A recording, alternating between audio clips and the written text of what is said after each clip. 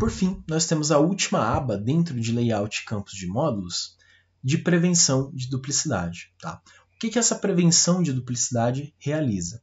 Ela vai, quando você criar um novo registro, seja por usuários do sistema, seja através de meios externos, por exemplo, webforms, mail scanner ou alguma API, webhook que seja implementado, ele vai verificar se já não existe um registro, no nosso caso leads, mas a gente consegue fazer isso módulo a módulo, que já tenha as mesmas informações chaves no sistema. Tá? E as informações chaves a gente vai definir daqui a pouquinho quais são, a gente consegue escolher.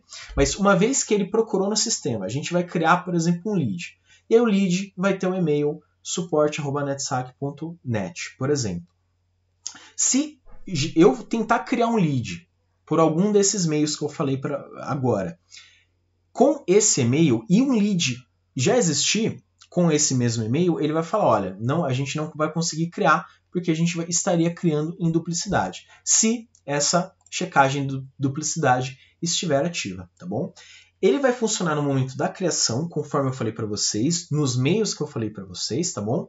Criando do sistema ou aplicativo externo, seja API, seja webforms que o sistema oferece, formulário web, né? Ou seja mail scanner, ele vai funcionar dessa forma, mas ele também vai funcionar quando você editar.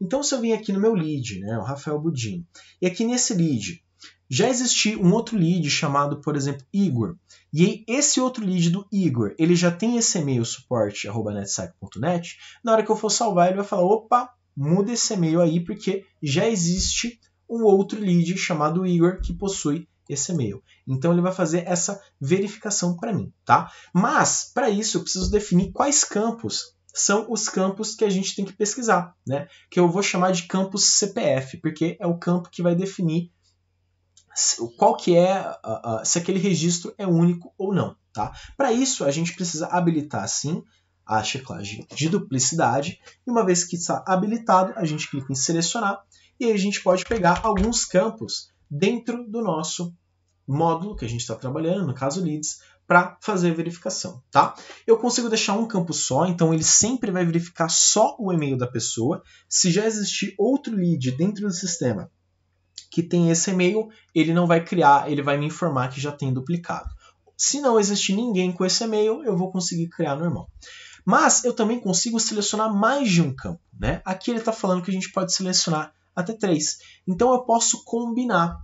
O que seria essa combinação? Eu posso falar o seguinte, olha, se na hora que eu for criar o nome, o sobrenome e o e-mail, tudo isso tiver igual a alguma coisa que já existe, está duplicado. Agora, e se só o nome e sobrenome tiver igual, o e-mail tiver diferente? Ele não vai entender que é duplicado, ele vai deixar passar.